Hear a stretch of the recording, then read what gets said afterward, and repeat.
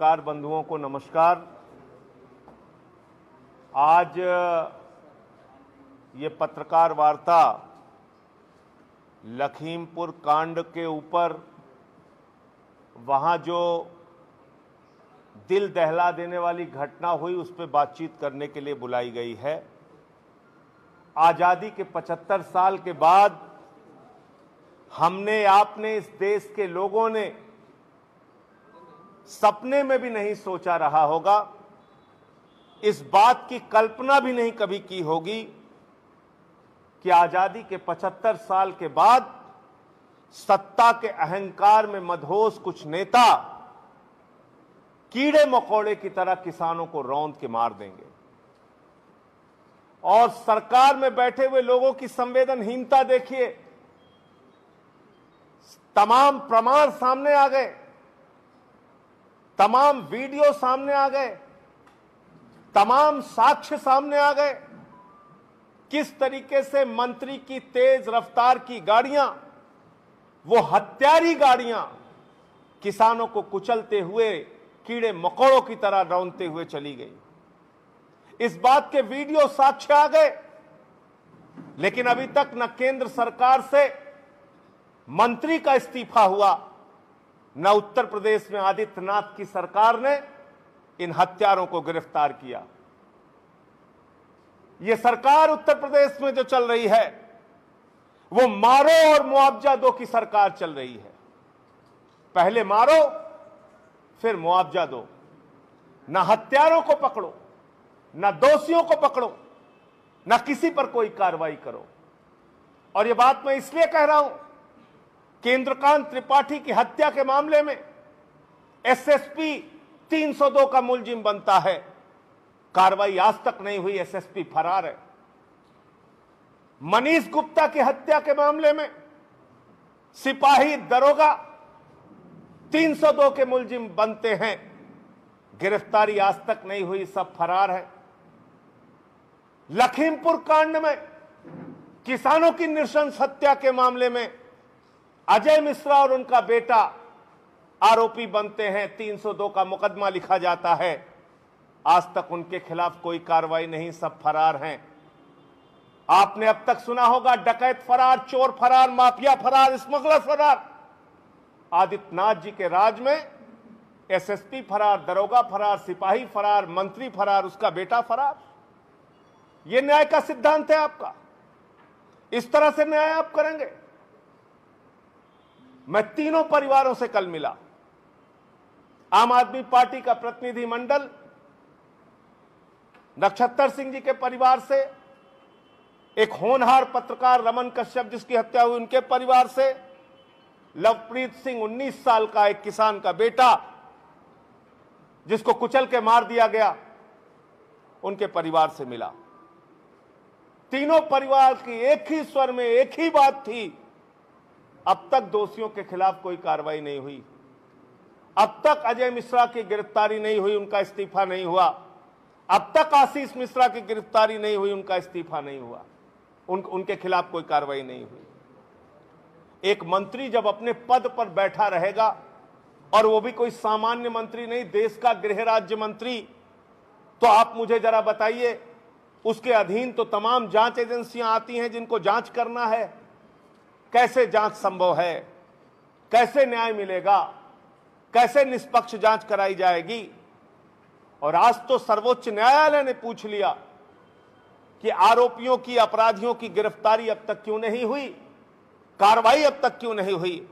माननीय सर्वोच्च न्यायालय का यह पूछना इस बात को दर्शाता है कि आदित्यनाथ की उत्तर प्रदेश की सरकार नाकारा है, हत्यारों और गुंडों के पक्ष में खड़ी रहती है। चाहे हाथरस का कांड हो, चाहे मनीष गुप्ता का कांड हो, चाहे इंद्रकांत त्रिपाठी की हत्या का मामला हो, चाहे लखीमपुर कांड हो, और चाहे निर्वेंद्र मिश्रा 3 बार के लोकप्रिय विधायक की हत्या का मामला हो, ऐसे तमाम मामले। और हमने बलिया का भी मामला देखा, जयप्रकाश पाल की हत्या का मामला। कार्रवाई नहीं करते। आप पैसे हाथ में पकड़ा के आरोपियों को बचाना चाहते हैं, परिवार का मुंह बंद कराना चाहते हैं।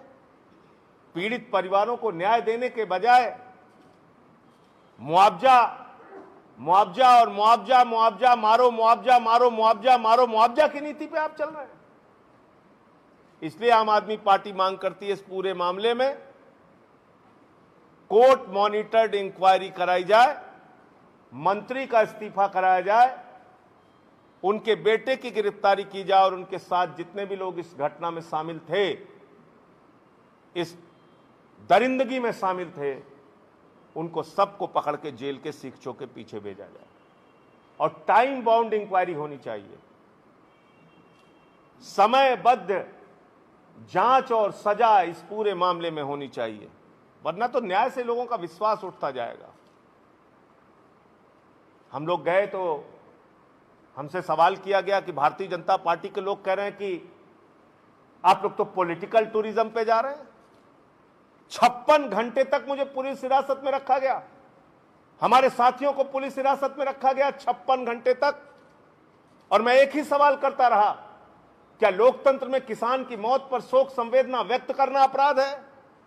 कोई जवाब नहीं, न कोई एफआईआर, न कोई मुकदमा। 56 घंटे तक पुलिस हिरासत में रखा गया। उत्तर प्रदेश में हत्या करके आप खुलेआम घूम सकते हैं, आदित्यनाथ जी के राज में हत्या करके आप खुलेआम घूम सकते हैं, मोदी की सरकार में उनका मंत्री हत्या करवा सकता है, खुलेआम धमकी दे सकता है, लेकिन आप शोक संवेदना व्यक्त करने नहीं जा सकते। और मैं पूछना चाहता हूं आदरणीय मोदी जी से, और पूछना चाहता हूं उत्तर प्रदेश के माननीय मुख्यमंत्री आदित्यनाथ जी से कि आप जरा मुझे बताइए, अगर हम लोगों पे आप आरोप लगा रहे हैं कि हम पॉलिटिकल टूरिज्म करने जा रहे हैं, तो आपकी संवेदनाएं कहां मर गई हैं? इतनी बड़ी घटना के बाद क्यों नहीं उत्तर प्रदेश के मुख्यमंत्री उन परिवारों से मिलने अब तक गए? इतनी बड़ी घटना के बाद लखनऊ के महोत्सव में देश के प्रधानमंत्री शामिल होने के लिए आते हैं, लेकिन लखीमपुर नहीं जाते हैं, पीड़ित परिवारों से मिलने नहीं जाते हैं। ब्राजील के फुटबॉलर पे, अर्जेंटीना के फुटबॉलर पे शोक संवेदना व्यक्त करने वाले देश के प्रधानमंत्री 9 लोगों की जान चली गई, संवेदना के एक शब्द नहीं बोलते हैं। यह बड़ा सवाल है। इसलिए अपने नाकारेपन को फालतू की बातों में छिपाने का काम मत करिए।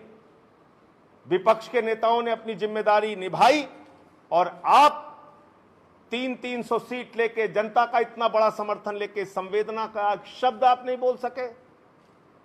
आप लखनऊ से लखीमपुर नहीं जा सके, जब पूरा देश सदमे में था, किसान सदमे में थे, दुख में थे, परिवार रो रहा था, चीख रहा था। देश के प्रधानमंत्री नरेंद्र मोदी जी महोत्सव मना रहे थे लखनऊ में, लेकिन लखीमपुर जाने की उनको फुर्सत नहीं मिली। क्यों नहीं गए आप लखीमपुर प्रधानमंत्री जी? क्यों नहीं गए आदित्यनाथ जी अब तक लखीमपुर?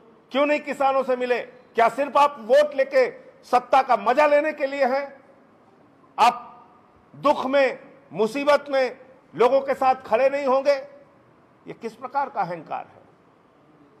आपने 25 सितंबर का वो वीडियो देखा होगा।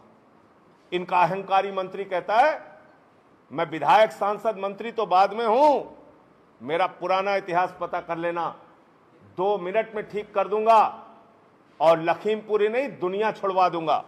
और उसने दुनिया छुड़वा दी, खुलेआम चुनौती दी, खुलेआम चेतावनी दी, और वही उसके बेटे ने किया जो बाप ने कहा।